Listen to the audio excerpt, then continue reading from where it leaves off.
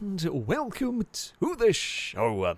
We start this week's FailRace episode with Douglas on GTA 4, trying to do a little bit of parkour. Now, you know, things go wrong. You sometimes jump about and fall off a building, but it is more the FailRace Police Department. They're up to their usual tricks. They've gone the wrong way down a one-way street, crashed into some cars, ran over Nico, and continue to try and go the wrong way down this particular street. I don't even know what they are. I don't know what they're attempting to do. I don't know what the plan is. I can't remember. Did GTA 4 have like random sort of police chases just in the environment going on? Maybe it was kind of like one of those came to an end and it's just decided to get confused and lost.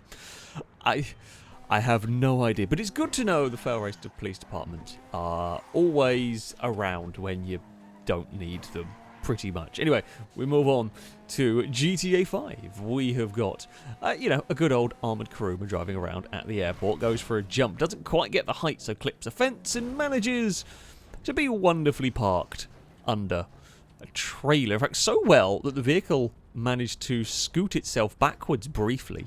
When the wheels were sort of contacting the trailer, it actually had enough sort of like friction, I guess, to move it. That is an impressive level of stuck right there. I presume you could boopy gun that out of there, but that is honestly quite a well-parked vehicle, and they were not the only one achieving this. Enderwolf on Forza Horizon 5 is doing a spot of, I think it's Rallycross, this particular race. They carry a little bit too much speed through a corner, slide a bit wide, and that's nice and Austin Powers in there, isn't it? No boopy gun in Forza for you to unstick that. Ashley up next on Forza Motorsport. They are racing around, the good old Nordschleife, with a selection of the sort of GT cars that Forza puts together. And, well, problems have occurred, and a V8 supercar is going for a little bit of a piggyback ride. Yep, we've got a big old car hack going on. It's not gone well. That is a difficult corner, and I don't know exactly what vehicle started it, but it backed everybody up. It's a tough corner. Accidents like that can happen there. It's quite entertaining. X90 up next on Assetto Corsa is doing a spot of GT racing, running around in BMW. I don't actually know what circuit this is. I mean, it's fictional or where it's based.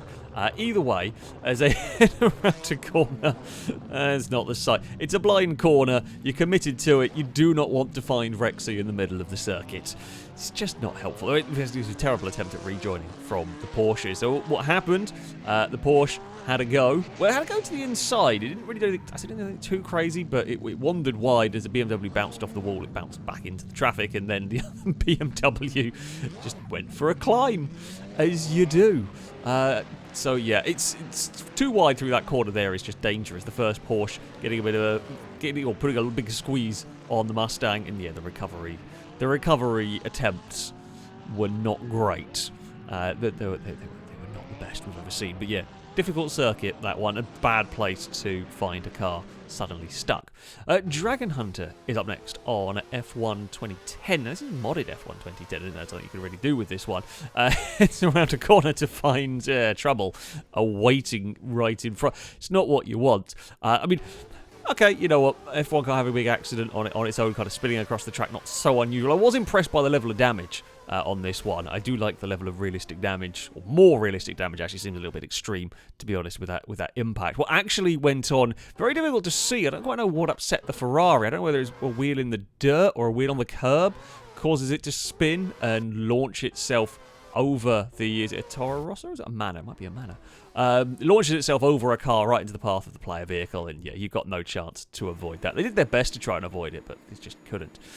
Mix RSC up next on Euro Truck Simulator. They are bobbing along, as you do. I say minding their own business, but going a bit too fast as they head off the motorway. Don't quite get turned. Clip the wall, and the game decides to rectify that by flipping them about. It's quite a brutal flip, to be honest, for the Volvo. There's a good number of flips for a truck. But yeah, maybe not go quite so fast up the slip road at that point. RC Cookie up next on Snowrunner. Now, they have got the mighty twin steer, a brilliant vehicle. And I know what you're expecting with Snowrunner stuff, but this time they are simply trying to climb their way up a hill. Everything seems fine, and then all of a sudden they are attacked by a tree. I don't quite know I don't quite know where. I guess the tree. I think the tree is always down on the side. I don't quite know why it suddenly just decided to ping out and attack the poor twin steer.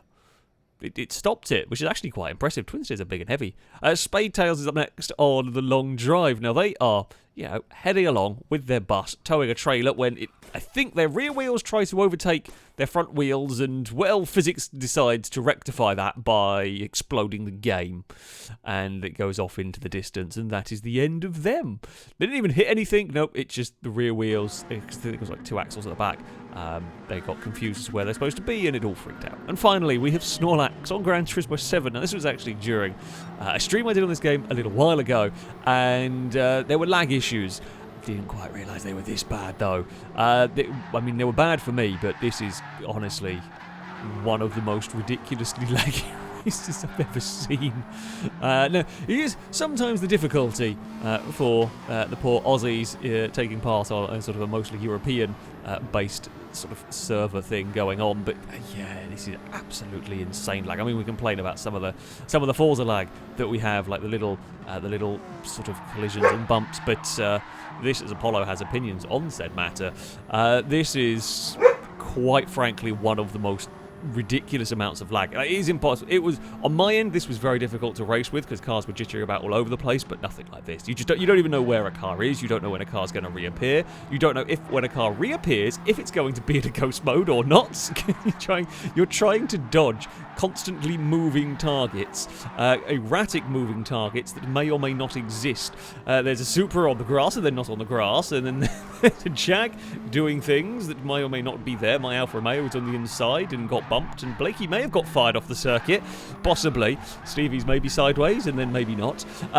It's not good. It's not good. That is definitely not the lag that you want going on, and it's completely impossible to race. Although Snorlax, credit, did a great job of managing to somehow keep the Sylvia on the circuit the whole way around while everything was going on like that.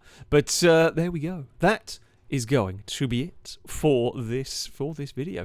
If you have clips you'd like to submit to this series, you can via a Google form. There'll be a link to it in the description. All the rules and how it works can be found on there. That, though, is going to be it from me. Thank you all very much for watching, and until next time, goodbye.